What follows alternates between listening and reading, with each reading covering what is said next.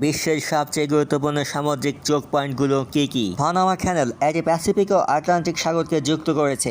এটি মার্কিন যুক্তরাষ্ট্রের পূর্ব ও পশ্চিম উপকূলের মধ্যে চলাচলকারী জাহাজগুলোর জন্য সময় এবং দূরত্ব দুটোই কমিয়েছে। মিশরের সুইস ক্যানেল যা ইউরোপ এবং এশিয়ার মধ্যে সরাসরি সামুদ্রিক পথের সুবিধা প্রদান করে। মালাক্কা প্রণালী হলো মালয় উপদ্বীপ এবং সুমাত্রার মধ্যবর্তী একটি সংক্ষিপ্ত পথ, যা ভারত এবং প্রশান্ত মহাসাগরের মধ্যে সামুদ্রিক বাণিজ্যের জন্য অত্যন্ত গুরুত্বপূর্ণ। বাব আল-মান্দেব প্রণালী ভূমধ্যসাগর এবং ভারত মহাসাগরকে সংযুক্ত করে, যা ইউরোপ, এশিয়া এবং মধ্যপ্রাচ্যের মধ্যে তেল ও গ্যাস প্রবাহকে সহজতর করে। ইরান দ্বারা নিয়ন্ত্রিত হরমুজ প্রণালী এটি বিশ্বব্যাপী তেল বাণিজ্যের জন্য অতীব গুরুত্বপূর্ণ।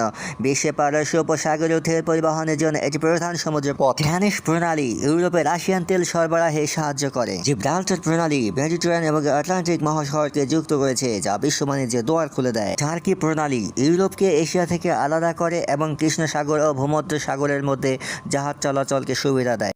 YouTube channel Voice of Sabir Rahman. Please follow me for next innovative video.